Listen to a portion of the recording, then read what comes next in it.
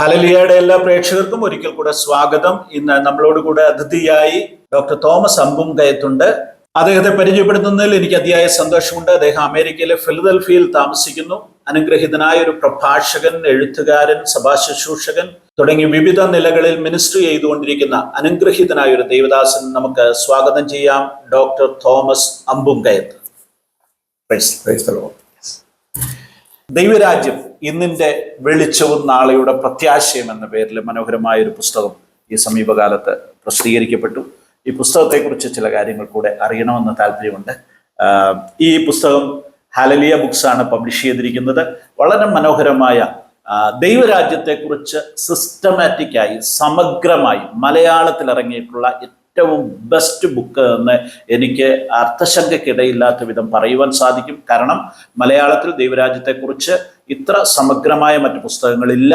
ഇത് ഈ രംഗത്ത് പഠിക്കുന്നവർക്ക്, പഠനം നടത്തുന്നവർക്ക്, വേദവിദ്യാർത്ഥികൾക്ക്, സുവിശേഷ പ്രവർത്തകർക്ക്, ബൈബിൾ സീരിയസ് ആയിട്ട് പഠിക്കുന്നവർക്കെല്ലാം വളരെ പ്രയോജനം ചെയ്യുന്ന ഒരു പുസ്തകമാണിത്. ഡോക്ടർ അമ്പുംകയത്തിന്റെ വളരെ മനോഹരമായ ഒരു രചനയാണിത്. ഇതിനെക്കുറിച്ച് ചില കാര്യങ്ങൾ കൂടെ നമുക്ക് അദ്ദേഹവുമായി പങ്കിടാം.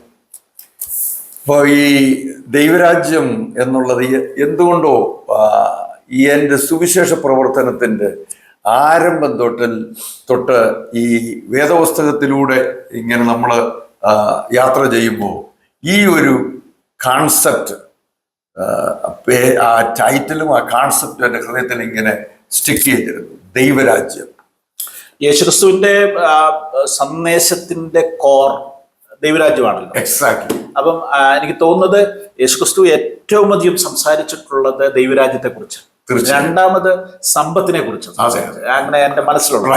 ഓക്കെ, അപ്പൊ ഈ ദൈവരാജ്യം എന്നുള്ള യേശുക്രിസ്തുവിന്റെ ആ ഏറ്റവും വലിയ സന്ദേശം പലപ്പോഴും ഇന്നത്തെ ക്രിസ്തീയ ലോകം അതിന് വലിയ പ്രാധാന്യം കൊടുക്കുന്നില്ലയോ എന്നെനിക്കൊരു സംശയമുണ്ട്.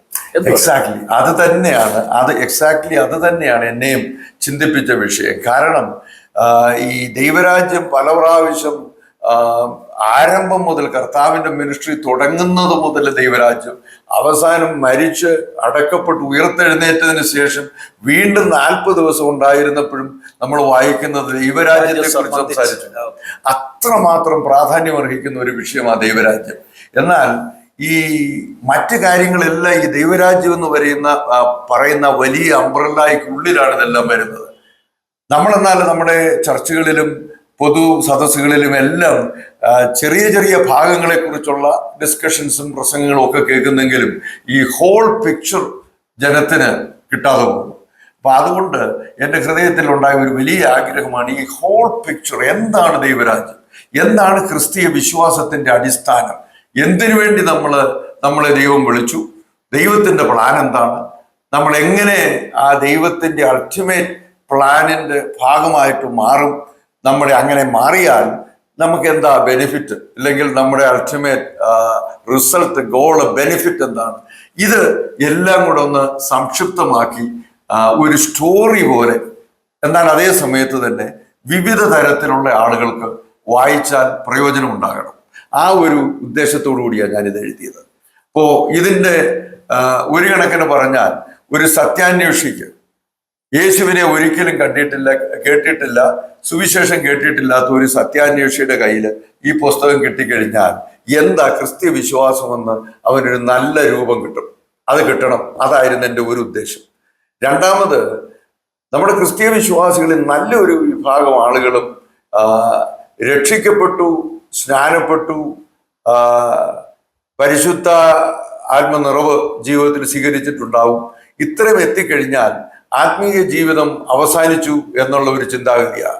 വി ആർ സെറ്റിൽഡ്, ഇനിയും മറ്റു കാര്യങ്ങളൊക്കെ നോക്കാൻ വേണമെന്നുണ്ടെങ്കിൽ ഞായറാഴ്ച ഒന്ന് ആരാധനയ്ക്ക് പോയി കഴിഞ്ഞാൽ ജോലി തീർന്നു, ഈ ഒരു ചിന്താഗതിയാണ്. എന്നാൽ ആത്മീയ വളർച്ച എന്നുള്ളത് നമ്മൾ അപ്പോസ്തലന്മാരുടെ ലേഖനങ്ങളിൽ മുഴുവൻ പൗലോസിന്റെ പ്രധാനപ്പെട്ട ഒരു ഫോക്കസാണ് ആത്മീയമായ വളർച്ച. ആത്മീയ വളർച്ച എത്തിയെങ്കിൽ മാത്രമേ ദൈവം നമ്മളെക്കുറിച്ച് ആഗ്രഹിക്കുന്ന, പ്രതീക്ഷിക്കുന്ന ആ അനുഗ്രഹം നമ്മുടെ ജീവിതത്തിൽ പോലും പ്രാപിക്കാൻ കഴിയും. നമ്മളെ കൊണ്ട് കർത്താവിന് സാധിക്കാനുള്ളത് സാധിപ്പിക്കാനും കഴിയും.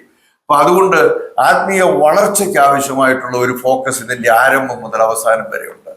പിന്നെ ഈ നമ്മൾ ഇന്നത്തെ ക്രിസ്തീയ ലോകത്തെ നോക്കിക്കഴിഞ്ഞാൽ ക്രിസ്തീയ ലോകം ഏതാണ്ട് ഒരു നല്ല ആരംഭം തുടങ്ങിയിട്ട് അത് കഴിഞ്ഞിട്ട് ലോകത്തിന്റെ ഈ വലിയ ലോകത്തിന് ഓഫർ ചെയ്യാനുള്ള വലിയ അനുഗ്രഹങ്ങളും ലൗകികമായ നന്മകളും ഇതാണ് ക്രിസ്തീയ ജീവിതത്തിന്റെ എൻഡ് റിസൾട്ട്.